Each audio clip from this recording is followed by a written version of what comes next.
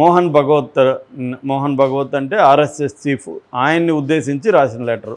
ఆ లెటర్లో క్లియర్గా ఏముందంటే మోడీ ఫెయిల్ అయ్యాడని మనం చెప్పలేం, కానీ ఇప్పుడు ఇందిరాగాంధీని తీసుకొస్తున్నారు. ఇందిరాగాంధీతో పోలిస్తే మోడీ ఫెయిల్ అయినట్టే కదా అని చెప్తున్నారు.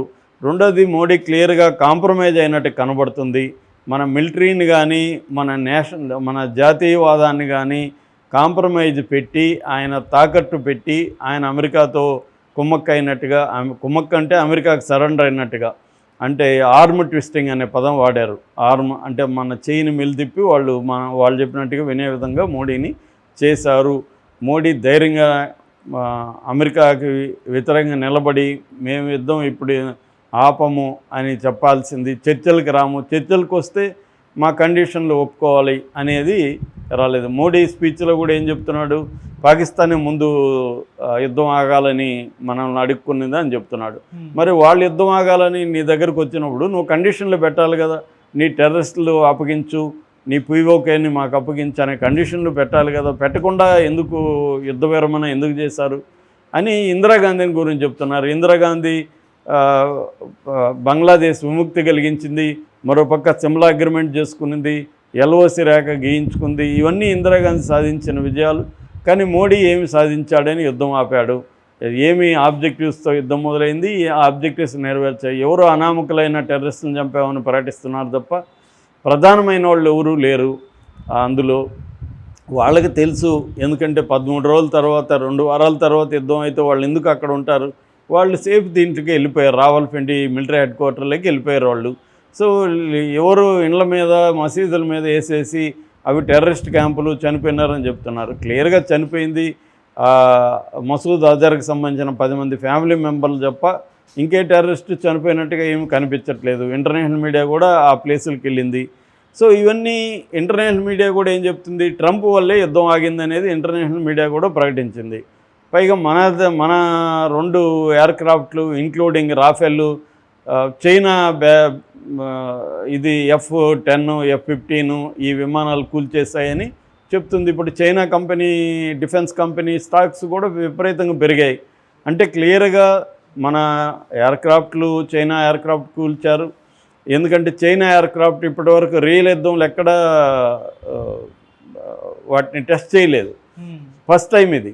అంటే ఒక వెస్ట్రన్ కంట్రీస్ తయారు చేసిన విమానాలని చైనా విమానాలు ఎలా ఎదుర్కొంటాయని ప్రపంచం అంతా చూస్తుంది. సో దీంతో మన విమానాలు కూల్చేసాయని మీడియా అంతా రాస్తుంది. రాయిటర్స్ దగ్గర నుంచి, న్యూయార్క్ టైమ్స్ దగ్గర నుంచి, ఫ్రెంచి పత్రికల దగ్గర నుంచి అందరూ రాస్తున్నారు. దాన్ని మనం ఒప్పుకోవట్లేదు, అది వేరే విషయం.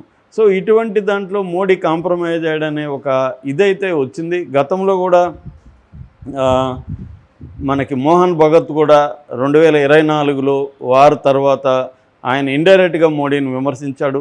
ఈ ఎన్నికల్లో డెకరం ఫెయిల్ అయింది, అంటే ఒక మర్యాదపూర్వకమైన ఒక వాతావరణంలో ఇదైంది, అరుగెన్స్ పెరిగింది అనేది కూడా ఆయన చెప్పాడు. ఆయన చెప్పాడు, true Sevak does not have arrogance అన్నాడు. నిజమైన కరసేవకులకి అరుగెన్స్ అనేది ఉండదు, అహంకారం అనేది ఉండదు అని చెప్పాడు. ఇండైరెక్ట్గా మోడీ అహంకారాన్ని గురించి ప్రశ్నించాడు. అట్లాగే అంతకుముందు రతన్ శారదా అని వాళ్ళ పత్రిక ద ఆర్గనైజర్లో సెల్ఫ్ డిఫీటింగ్ అంటే ప్రతిదానికి మోడీ మోడీ మోడీ అని తీసుకురావడం, మోడీ గ్యారంటీ, మోడీ ఆపద, మోడీ ఇదని మోడీని పోర్ట్రే చేయడం అనేది కరెక్ట్ కాదు, సెల్ఫ్ డిఫీటింగ్ స్ట్రాటజీ అని కూడా ఆయన రాశాడు. తీవ్రంగా విమర్శించారు. మీరు వీధుల్లో ఉండే ప్రజల గొంతుల్ని వినట్లేదని కూడా ఆయన విమర్శించాడు ఇది ఆర్గనైజర్ పత్రికలో.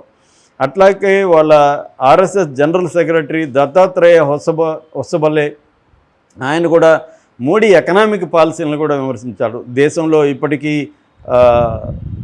విపరీతమైన పేదరికం ఉంది, విపరీతమైన నిరుద్యోగ సమస్య ఉంది, 20 కోట్ల మంది బిలో పావర్టీ లైన్ ఉన్నారు, మరో 20 కోట్ల మంది అన్ఎంప్లాయ్మెంట్ ఉంది ఇండియాలో, ఇన్ఈక్వాలిటీ ఉంది. ఇవన్నీ కూడా ఆయన రాసుకుంటూ వచ్చాడు హొసబలే.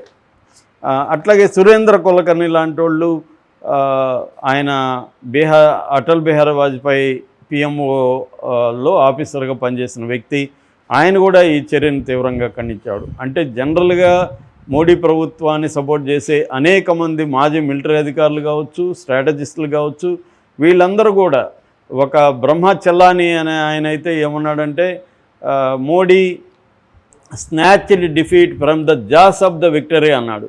అంటే విక్టరీ గొంతులో నుంచి మనం డిఫీట్ని తెచ్చుకున్నాం బయటికి అని ఆయన బ్రహ్మచలాని అనే ఒక పాపులర్ స్ట్రాటజిస్టు, జియో స్ట్రాటజిస్ట్ అంటారు ఆయన్ని, ఆయన ఓపెన్గా విమర్శిస్తున్నాడు. సో అట్లాగే గతంలో కూడా జేఎస్ఎస్ జేపీ నడ్డా ఆర్ఎస్ఎస్ మేము మీద డిపెండ్ అవ్వలేదు అన్నప్పుడు కూడా విమర్శలు వచ్చాయి. ఆ తర్వాత అమిత్ షాను కూడా చాలామంది విమర్శించారు. అమిత్ షా ఆర్ఎస్ఎస్ లీడర్ని ఎంకరేజ్ చేయట్లేదు, తొక్కేస్తున్నాడు అనే విమర్శలు కూడా అమిత్ షా మీద ఉన్నాయి. ఇలాగ ముందు నుంచి కూడా ఆర్ఎస్ఎస్ ఏంటంటే ఇటు పక్క యోగిని కానీ లేకపోతే నితిన్ గడ్కరీని కానీ శివరాజ్ సింగ్ ఇలాంటి వాళ్ళని ప్రిఫర్ చేస్తుంది. శివరాజ్ సింగ్ అంటే ఒకప్పుడు మధ్యప్రదేశ్ ముఖ్యమంత్రి, ఇప్పుడు కేంద్ర వ్యవసాయ శాఖ మంత్రి. ఇలాంటి వాళ్ళని ఎంకరేజ్ చేస్తున్నప్పుడు మోడీ పట్ల వాళ్ళకు కూడా కోపం అయితే ఉంది. ఈ చర్య అనేది వాళ్ళల్లో కూడా ఒక ఆగ్రహాన్ని కలిగించినట్టుగా మనం చెప్పుకోవచ్చు. ఎందుకంటే ఆర్ఎస్ఎస్ పాకిస్తాన్ని ఎనిమిగా చూస్తుంది, హిందూ మతానికి పాకిస్తాన్ ఒక థ్రెట్ లాగా భావిస్తుంది. అలాంటి పాకిస్తాన్తో మోడీ స్ట్రాంగ్గా నిలబడలేదు అన్న అభిప్రాయం ఆర్ఎస్ఎస్ శ్రేణిలో ఉంది. బట్ ఎవరు కూడా ఆర్ఎస్ఎస్ ప్రధాన నాయకులు ఎవరు కూడా ఓపెన్గా అయితే మోడీని విమర్శించట్లేదు. కానీ అనేక సోషల్ మీడియా పోస్టులలో మాత్రం ఆర్ఎస్ఎస్ లేకపోతే మిగతా వాళ్ళ శాఖకు సంబంధించిన సాధారణమైన కార్యకర్తలు అయితే తమ